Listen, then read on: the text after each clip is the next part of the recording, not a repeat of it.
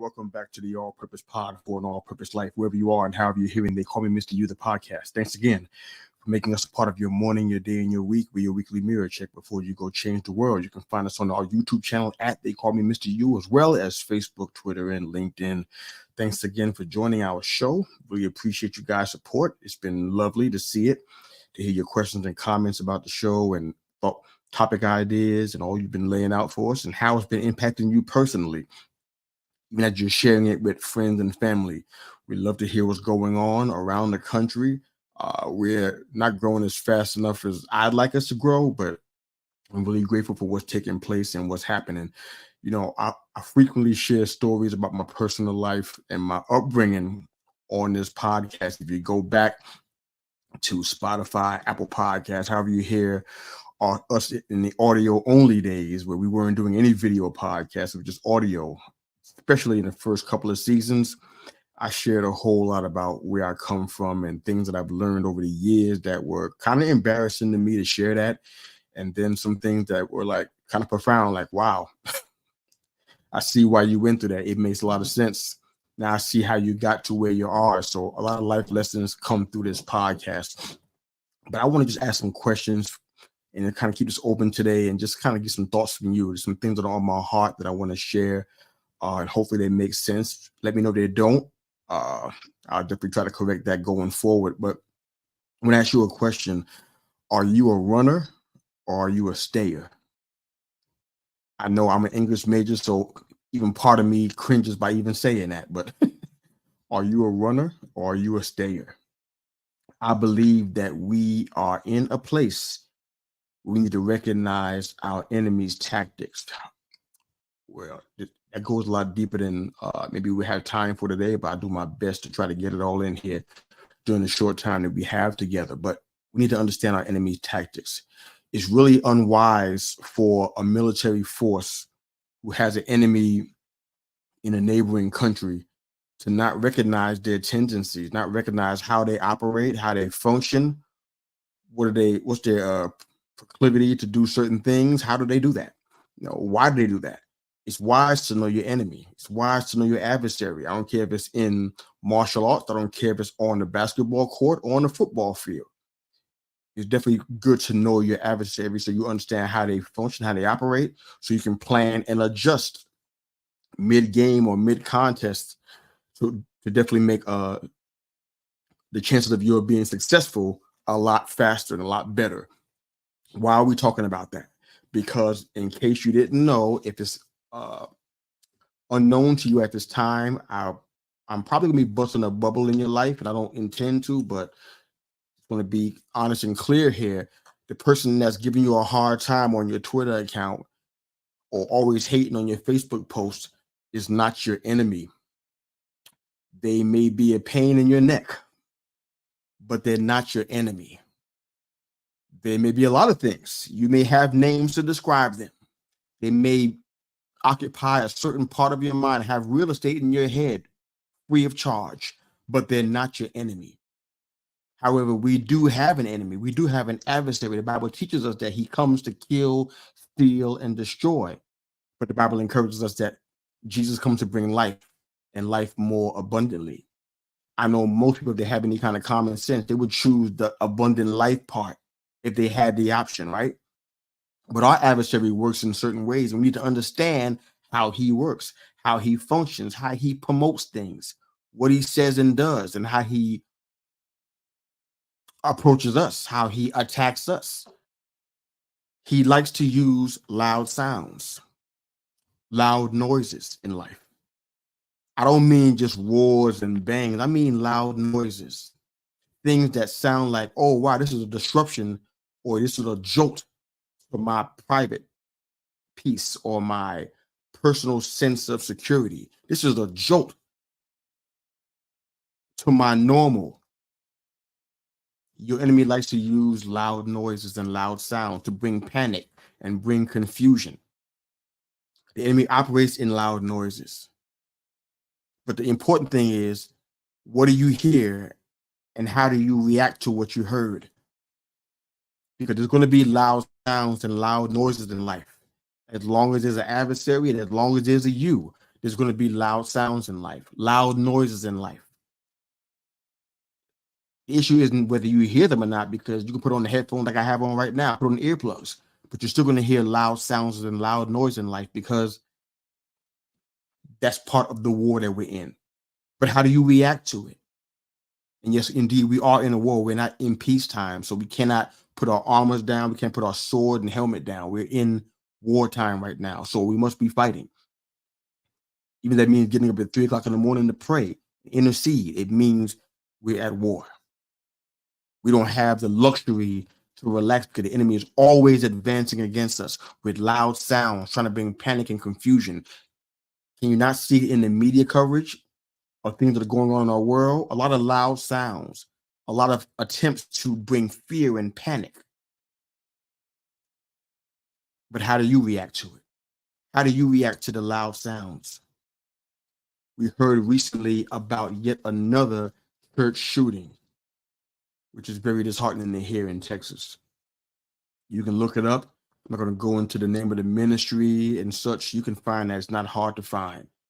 But recently we had a church shooting where I think people were somewhat surprised again. They weren't expecting it, but there was a lot of loud sounds and a lot of loud noises, brought panic and confusion. And a little girl is fighting for her life, and multiple other people were actually shot. The enemy uses loud sounds and loud noises to bring panic and confusion. Anybody in any kind of military strategy, they operate in loud sounds and loud noises to bring panic and confusion. It's even so at the city of Jericho. When the Lord was going to intended to take the city, what was the first thing that happened? Praise, the blowing of trumpets, loud sounds, loud noises, confusing the enemy right before the city of Jericho was taken and all the walls came tumbling down. Our enemy uses loud sounds and loud noises. What's the loud sound in your life that you're hearing that's causing you to doubt what you already know? What's causing you to doubt that God is still with you? What's causing you to doubt that God's going to bring you out of this situation that you're in? What's the loud sounds that's causing panic? What's the loud sound that's causing fear? We can be boisterous and say, hey, I don't fear nothing. I don't have no panic. I'm good. Okay. But everybody around you may not feel that same way. They may not be as strong as you are spiritually. They may not be as impervious to loud sounds and loud noises as you are. What are the loud sounds? What's the loud noises? I asked you a question at the onset of this episode. Are you a runner or are you a stayer? A little play on words, but a lot of times when we hear loud noises, some people run. Excuse me. Some people stay and move toward the source of the sound. Coming from New York City, that was a phase of our life that was constant. They didn't call it the city never sleeps for no reason. It could be a pretty loud place. A lot of sounds. It could be ambulances, and it could be trains. It could be planes. It could be cars backfiring. It could be gunshots. It could be sirens. New York is a pretty loud place to be used to quiet and solitude and hearing frogs and crickets. New York would be a blast for you. It'd be a total departure from what you know. It could be a shock to your system because there's a lot of loud noises, a lot of loud sounds. Even 4 years ago, there was a lot of loud sounds in New York City.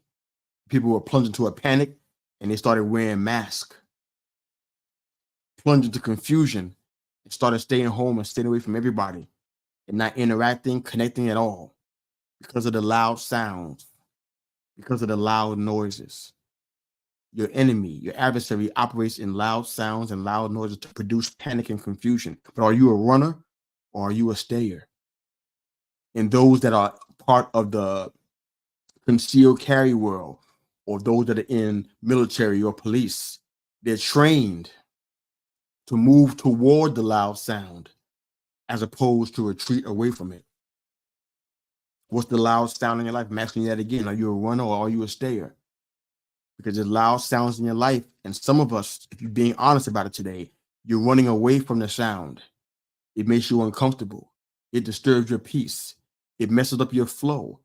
It is not interacting at all with your normal or your attempt to be normal or have normalcy. So you're running away from the sound. Some are running toward it because they're curious or they want to see if they can help make that loud sound stop. They're not afraid of the sound. They're not plunged into panic. They're ready for war. They're ready to react. Excuse me. In that church shooting that I was telling you about, there's some people involved in the ministry that ran toward the source of the loud sound.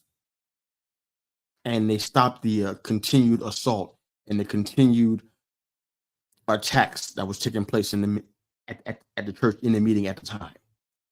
Are you a runner or are you a stayer? We got loud sounds all around us right now that are plunging some folks into panic. They're wondering what's going to happen next. Are they going to be okay? Is their family going to be okay? Some are running away from it, hiding.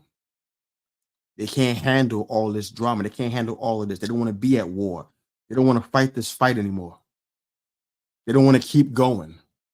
It's easier just to just quit and be as passive as possible, to stay as neutral as possible and not get involved in this fight. But I got to bust a bubble again. Your adversary doesn't play that game. He's not going to be nicer to you because you decided to quit. He's going to still want your family. He's going to still want your life. He's going to still want your soul. You got to fight. You got to fight no matter what.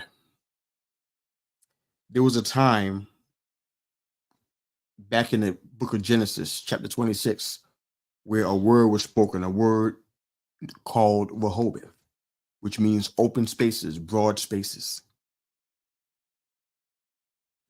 At the time, Isaac, son of Abraham, did something that was rarely seen. He was able to recognize how blessed he was despite the setbacks. Sounds simple, but in that time, he was faced with a lot of adversity that wasn't his fault, but he had to deal with it because he was there. And because he was present in that moment, he had to deal with the adversity that was before him. He didn't have the luxury to avoid it and try to run to a quiet place because he didn't want to hear the loud noises and the loud sounds that were trying to produce fear and panic and confusion in his life. He had to face that enemy, but know that he's blessed even in the facing of the enemy. He knows that he's blessed despite the setbacks he had to deal with. He knows he was blessed. Rehoboth means open spaces, broad spaces.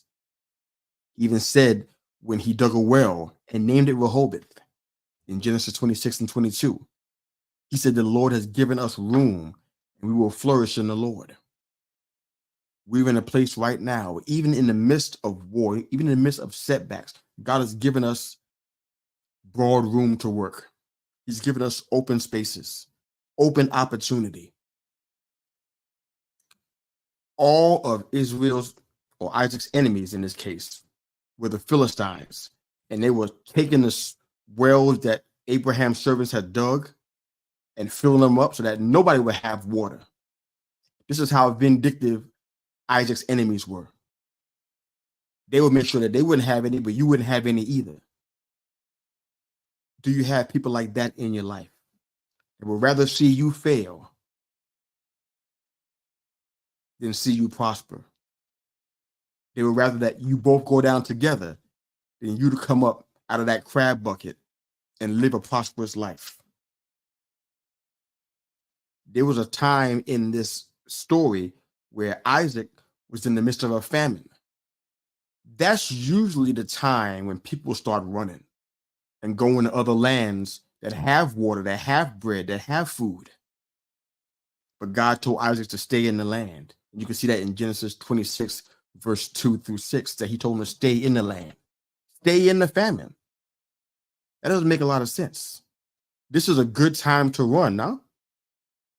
I've seen times back home in New York, excuse me, where there was an outbreak of gunfire, of mass shootings, of chaos, of blackout. all kind of mayhem that you can think of. I've seen it with my own eyes. And the natural instinct for people, because they want to be safe, they run. They run away from the loud sound. They run away from the noise because it's safe. But this is one time where I encourage you. This is one time where God is giving you wide open spaces and he's blessing you to prosper and flourish in the place where you are. I just want to just give you a scripture as we close out the episode for today. Check out 2 Corinthians, the 4th chapter, verse 16 to 18. I'm going to read it to you in the New Living Translation. I want you to catch this, okay? 2 Corinthians 4, verse 16 through 18 in the New Living Translation. It reads, "That is why we never give up. Though our bodies are dying, our spirits are being renewed every day.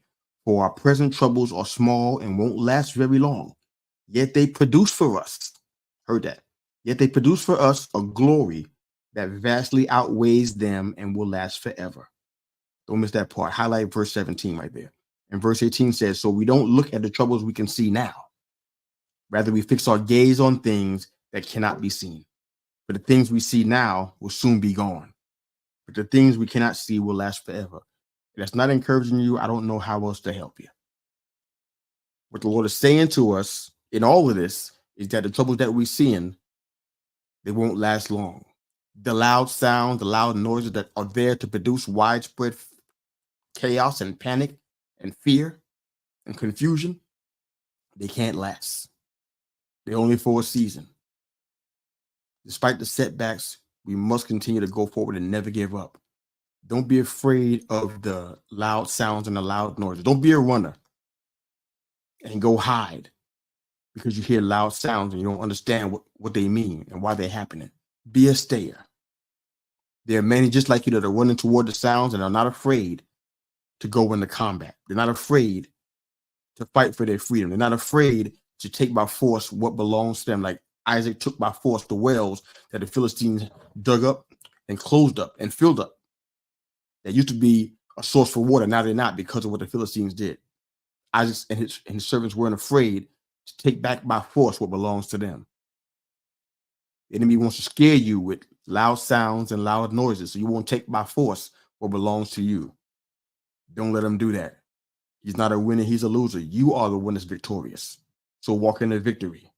Hope that encourages today, wherever you are and however you're hearing. They Call Me Mr. You, the podcast. Thank you again for joining our show and for supporting us. Thank you for your comments and for listening, sharing, and subscribing. Go change the world. Enjoy the music. Coach out.